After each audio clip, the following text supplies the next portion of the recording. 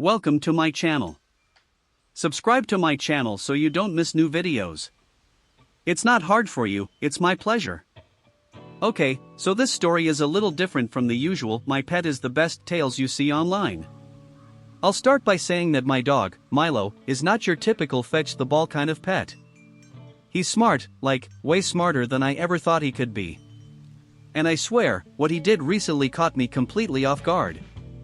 It all started about 6 months ago, when I was dealing with some, well, let's just call it marital tension.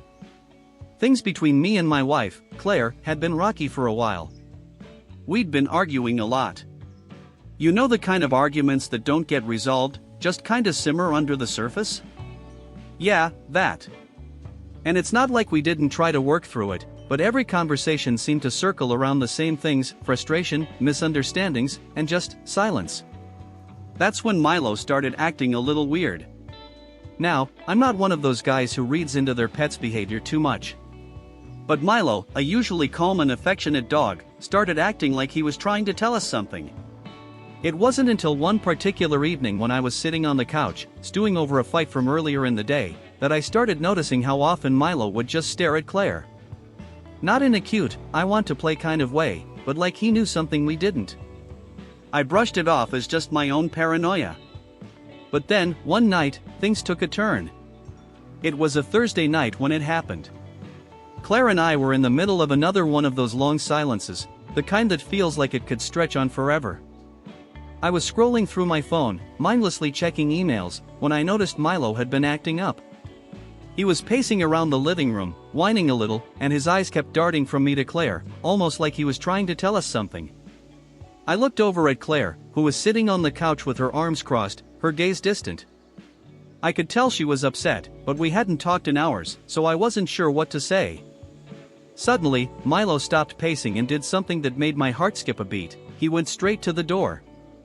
Not just any door, mind you, the one that led to the backyard. He scratched at it insistently, and then, this is the weird part, he turned around and looked at Claire. At that moment, Claire got up, walked over to the door, and unlocked it.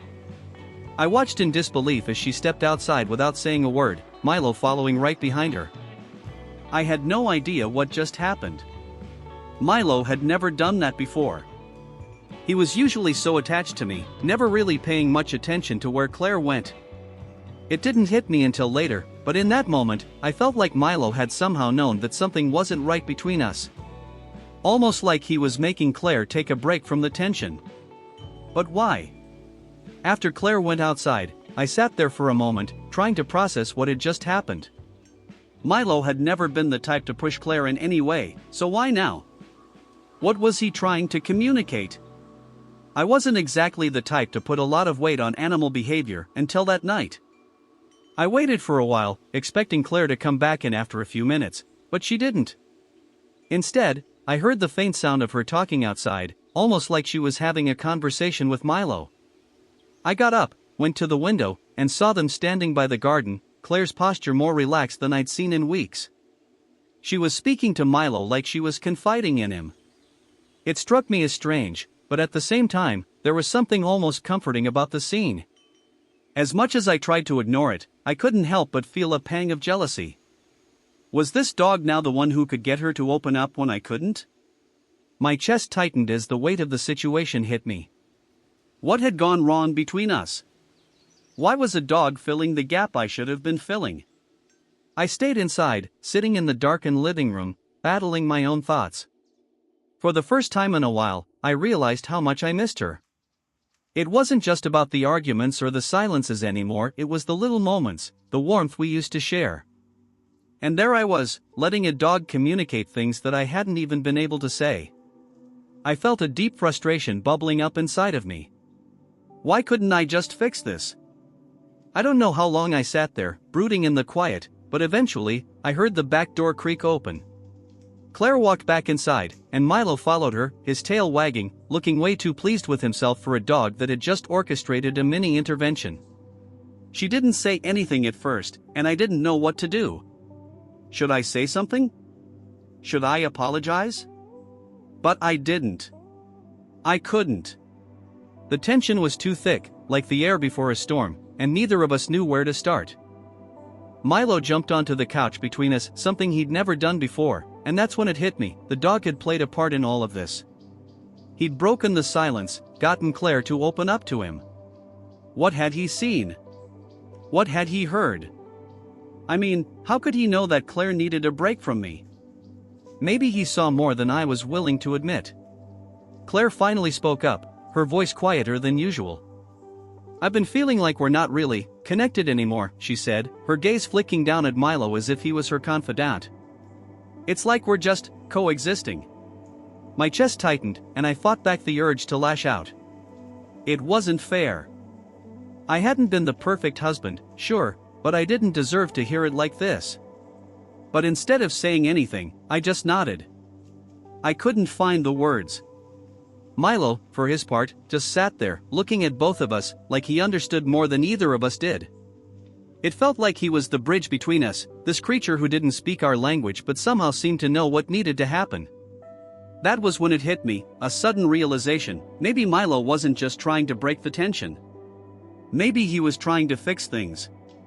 Maybe he knew that we needed to reconnect in some way, and he was trying to lead us there, without either of us realizing it. The next few days were odd. There was no grand resolution, no immediate breakthrough.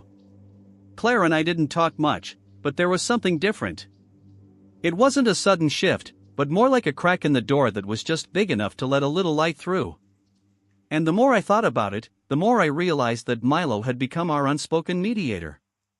Every time we were on the verge of another argument, Milo would be there, doing something random to disrupt the cycle, whether it was jumping on our laps at the wrong moment, barking out of nowhere, or even just staring at us, as if he were saying, "Come on, you two, figure it out." It was ridiculous, but somehow it worked. We were still distant, but the tension felt less suffocating. One afternoon, I got home from work early, not expecting anyone to be around. I found Claire sitting on the couch with Milo curled up beside her. She looked up as I entered, her face softer than I'd seen in weeks. "I didn't know you were coming home early," she said, her voice a little hesitant but not cold. "Yeah, I had an early meeting," I replied, my mind still in a haze from the day. We both stood there for a moment, not sure what to do. But then, without even thinking, I walked over and sat down next to her. Milo jumped up and snuggled between us. And in that moment, everything seemed to pause. We didn't talk about the fight we'd had last week or the one before that. We didn't try to fix everything in one go. Instead, we just sat there, the three of us, in this strange, quiet understanding. It felt like Milo had pushed us to a place where we could just be. And for the first time in a while, I didn't feel like I had to fix everything. I realized that maybe fixing things wasn't just about talking things through or grand gestures, it was about showing up. Being present. Over the next few weeks, Claire and I made small, but significant changes. No, we didn't have some big breakthrough conversation. But things started to feel less tense, less strained. We didn't talk much about the issues we'd been avoiding, but there were moments, quiet moments, when we'd sit together, just existing in the same space without the weight of unspoken words hanging over us. Milo was still the bridge between us, almost like he knew that we needed time to rebuild without the pressure of forcing the process. I'd come home after a tough day at work, and Milo would be there, greeting me with the same excitement as always. He'd nudge Claire's hand to remind her to give him some attention, and in those small, silly gestures, I started to realize something: we were both trying, even if we didn't know how. We were showing up for each other, even in our quiet, imperfect ways. One afternoon, as we were sitting together on the couch again, Claire turned to me and said something that completely took me by surprise. "I've been thinking a lot about everything," she said, her voice steady, but with a vulnerability I hadn't heard in months. "And I think we need to try something different. Not just talk about things, but really try to understand each other again. We've been missing that." I was stunned. It wasn't some dramatic declaration or an apology, but it was enough. The simple recognition that we were both still here, trying to find our way back to each other, was everything I needed to hear. Milo, of course, had no idea how monumental this moment was. He just jumped up on the couch between us, wagging his tail, and nudged my hand as if to remind me that this was the moment where we could start over, in our own way. As the days passed, I started to reflect on what had happened. I wasn't sure if I had fully processed it yet, but I was beginning to see that what Milo had done wasn't just a quirky act of a dog looking for attention. It felt like he had known something about us that we hadn't even realized: how broken we'd become, how much we needed a push, a break from our routine, and maybe a reminder of how simple it could be to reconnect. It was like he had taken all of our frustrations, bottled them up, and given them back to us in the form of a nudge, a bark, or even a look. The weird part? It worked. It wasn't a grand gesture, but something about Milo's unwavering loyalty and quiet presence was helping us rebuild something we'd almost lost. That night, I found myself sitting at the kitchen table with Claire, the two of us talking for the first time in what felt like forever. And it was nothing extraordinary, honestly. We talked about trivial things: work, the weather, an upcoming family visit. But somewhere between her telling me about her day and me sharing a stupid story from my office, I realized how much I had missed this. Just being with her. And I started to realize something else: sometimes, the most important lessons aren't the ones that come in the form of speeches or dramatic confrontations. Sometimes, they're the quiet moments, the ones that creep up on you when you're not expecting them. Milo had given us that. He hadn't solved our problems, but he had made us take a step back and remember what it meant to try. As we sat there in the kitchen, I glanced at Claire and smiled. "You know, I think we're going to be okay." It wasn't a promise, but more like a hopeful realization. And just as I said it, Milo trotted in, sat down at our feet, and looked up at us with that satisfied, knowing gaze. In that moment, I couldn't help but laugh. Maybe the smartest thing he'd ever done wasn't just getting us to talk, it was showing me that healing isn't always about fixing things in a hurry. Sometimes, it's about showing up, being patient, and letting the pieces fall into place on their own. A few weeks later, we were in the living room, both of us laughing at something stupid on TV, when Milo did something I hadn't expected again. He suddenly jumped up, ran to the door, and started pawing at it in his usual way. I glanced at Claire, but she seemed calm, even a little amused, like she already knew what was going on. "What is it, buddy?" I asked, mostly out of habit. Claire smiled, glancing over at me. "He probably just wants to go out." But then, something strange happened. Instead of going to the door, Milo turned and looked directly at me. And for a moment, just a brief moment, our eyes locked.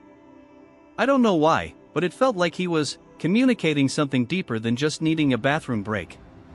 There was an intensity in his gaze, like he was reminding me of something. Without thinking, I stood up and walked toward the door. Milo followed right behind me, and Claire stood up too, her face furrowing in confusion. "What are you doing?" she asked, though there was no anger in her tone, just curiosity. "I don't know," I said. "But it feels like something needs to happen." As I opened the door and stepped outside, I didn't know what I was expecting. I just had this strange pull, like there was something we had to face. I looked down at Milo, who was trotting around the yard, sniffing and wagging his tail as though everything was perfectly normal. But then, I noticed Claire standing on the porch, watching us, her arms folded tightly across her chest. I paused for a second, and that's when I realized what I needed wasn't just to be with Milo. What I needed was to be with Claire. To face whatever this was, whatever had been between us for so long. I turned to her, calling her name. "Claire. I think we need to talk. Really talk." Claire stepped off the porch slowly, her eyes soft, but guarded. She didn't say anything at first, just stood there watching me and Milo. For a brief moment, I wondered if she'd just turn and walk away. But instead, she took a deep breath, nodded, and joined me in the yard. "Okay," she said, her voice a little hesitant. "What do you want to talk about?"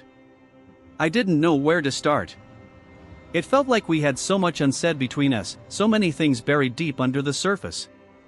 But Milo, of all things, had nudged me in the right direction. His strange insistence on getting us out here was the push I needed. "I think we need to talk about us," I said, glancing down at Milo, who was happily sniffing the grass nearby. He had no idea how important this was, but his presence, his calm, unbothered attitude, was strangely comforting. Claire looked at me for a long time before finally speaking. "I've been feeling like we've been drifting for a while. It's not just one thing, it's everything." The silence. The little things we've stopped doing. I don't know how to get back to where we were, and I'm scared.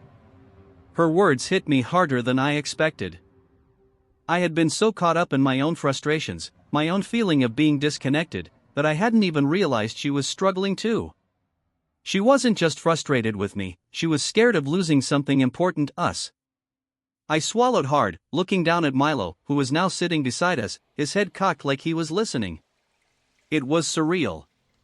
How had this dog become the catalyst for this conversation?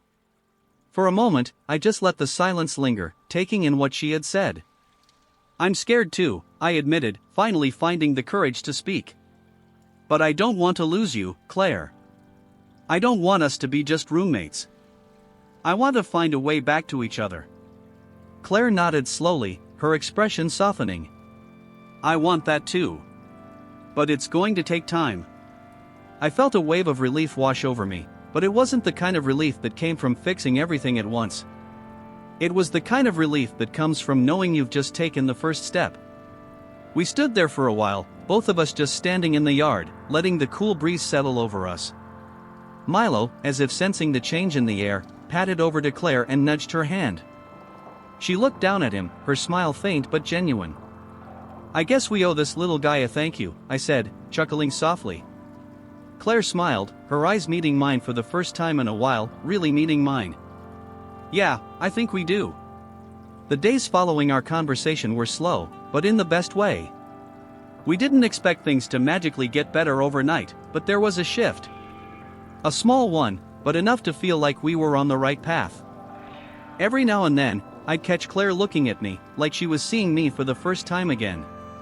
Not in a romantic, everything's perfect way, but in the way that you look at someone and realize they're still worth fighting for. I found myself making more of an effort too. I wasn't perfect, far from it, but I was more conscious of the small things. I didn't just sit in my own frustration anymore.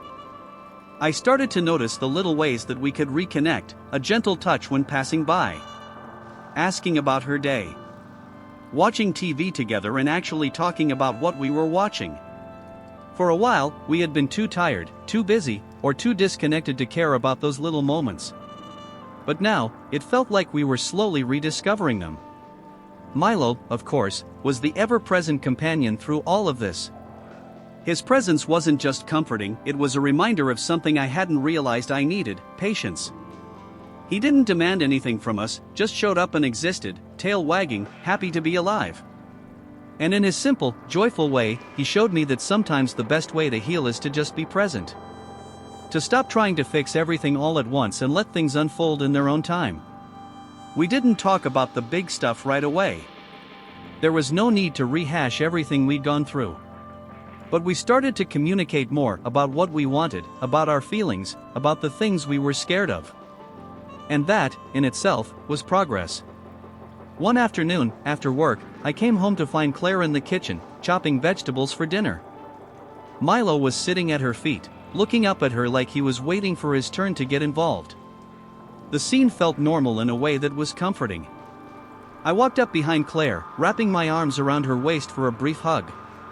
I missed this, I said softly. I missed us. She didn't say anything at first, just leaned back into me, her hands still busy with the chopping board. But then she whispered, me too.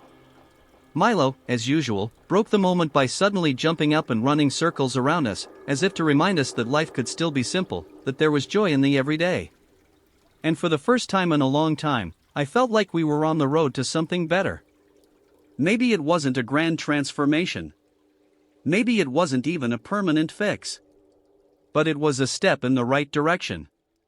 And sometimes, that's all you really need.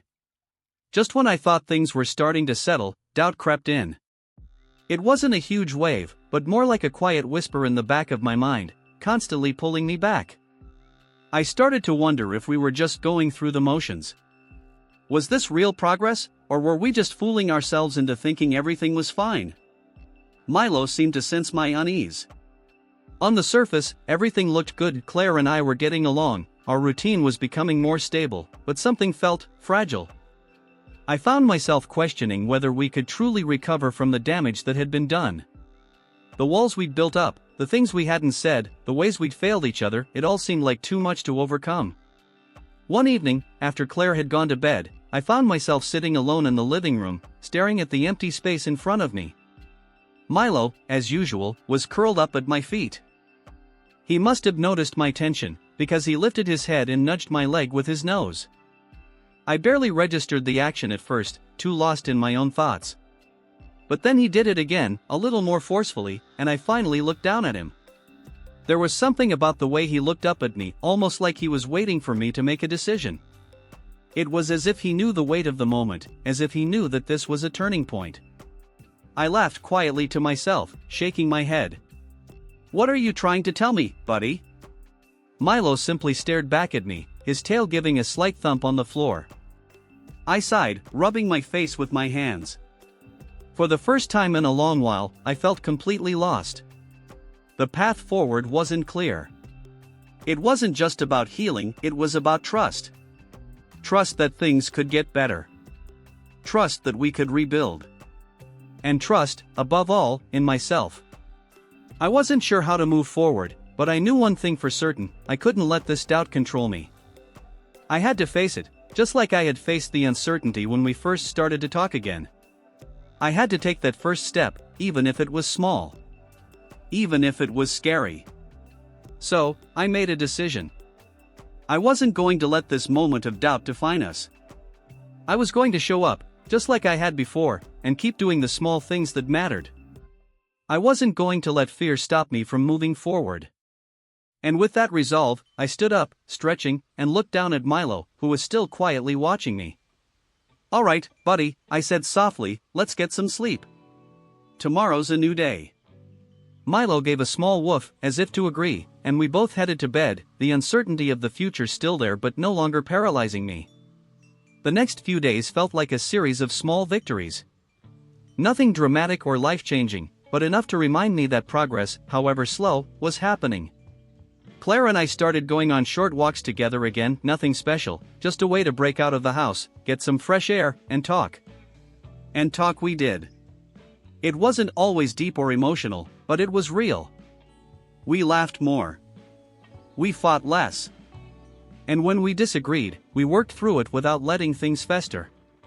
Milo, of course, was always with us. It was like he knew the routine better than we did. He'd bound ahead on our walks, ears perked up, as if he was determined to make sure we didn't lose sight of the little joys in life. His enthusiasm was contagious, and every time he paused to sniff something interesting, I'd catch myself smiling, grateful for the simplicity of the moment.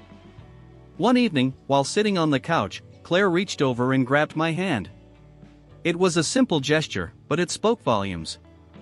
I looked over at her, and she smiled, her eyes soft and understanding. "I'm glad we're doing this," she said quietly. I squeezed her hand, feeling a warmth spread through me. Me too. It wasn't perfect. We weren't back to where we had been before, but I could see the possibility of getting there. Slowly, piece by piece, we were rebuilding what we'd lost. And for the first time in a long while, I didn't feel like I was carrying the weight of the world on my shoulders. Milo hopped up beside us, settling in between us with a contented sigh. It was like he knew his job, his role in all this, wasn't just to be a pet. It was to remind us of what really mattered. The quiet moments. The simple joys. The small victories that add up to something bigger over time. As I sat there, looking at Claire, then down at Milo, I realized something: the road to healing wasn't about grand gestures or dramatic changes. It was about the tiny steps. The moments where you showed up, where you tried again, where you kept putting in the work even when it didn't feel like it was paying off right away. And maybe that's the lesson. Healing isn't always loud. It doesn't always come with fanfare or applause. But it's there. In the quiet, in the mundane, in the small victories that matter more than you realize. I looked down at Milo and smiled. "Good job, buddy. You've been a huge help." Milo wagged his tail, as if to say, "No problem, I'm just doing my thing." And I knew that whatever came next, I'd be okay. Just when I thought things were settling into a new rhythm, life threw us an unexpected test. It wasn't anything huge at first, just an ordinary Tuesday that turned into something I wasn't prepared for. I had been working from home that day, focusing on a project that had me staring at a screen for hours, barely paying attention to anything around me. Milo had been quietly lying at my feet, as usual, and Claire had gone out to run a few errands. The house felt peaceful, almost too peaceful. That was when the phone call came. It was Claire, her voice shaky, tinged with panic. "There's been an accident," she said, her words coming out in a rush. "I need you to come to the hospital, now." I froze, my heart pounding in my chest. I couldn't make sense of it at first. What kind of accident? Was she okay? What was happening? "I'm on my way," I managed to say, hanging up before I could hear anything more. My mind raced, the worry sinking in deeper with each passing second. I quickly grabbed my keys, muttering to Milo that I'd be back in a minute. He followed me to the door, his eyes wide and concerned. As I rushed to the car, I tried to calm myself, but I couldn't stop the dread from seeping in. What had happened? Why didn't Claire say more? The drive to the hospital felt like it lasted hours, but in reality, it was only a few minutes. I pulled into the parking lot and nearly ran to the entrance. When I reached the emergency room, Claire was sitting in a chair, her hands trembling as she clutched her purse. She looked up at me, and I saw the weight of the situation in her eyes. "Are you okay?"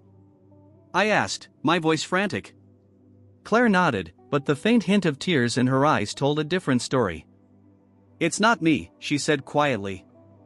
"It's my sister. There was a car accident. She's in surgery." I let out a breath I hadn't realized I'd been holding.